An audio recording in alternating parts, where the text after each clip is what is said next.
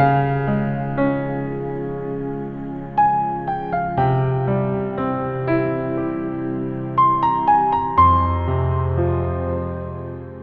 এন্ডোস্কোপির মাধ্যমে খুবই সতর্কতার সাথে আমরা একে একে 8টি কলম অপসারণ করি এবং টোটাল আজকের 8টি এবং গত বৃহস্পতিবারে প্রথম দফায় 15টি,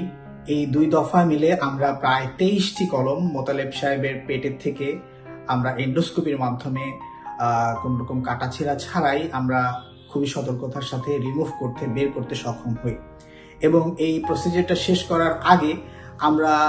আমাদের পেশেন্টের পাকস্থলী, খাদ্যনালী এবং পাকস্থলীর পরবর্তী যে অংশ ডুওডেনাম বলা হয়, প্রথম পার্ট, দ্বিতীয় পার্ট,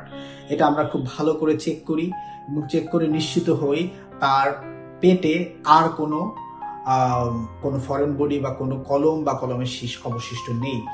এবং এই সমস্ত কলমগুলো বের করার পরে তার পাকস্থলীতে এবং খাদ্যনালীতে কোনো ক্ষত হয়েছে কিনা বা কোনো রক্তক্ষরণ হয়েছে কিনা এই জিনিসগুলো আমরা ভালো করে চেক করি এবং আলহামদুলিল্লাহ এই প্রসিজারের পরে আমাদের পেশেন্ট সুস্থ আছে।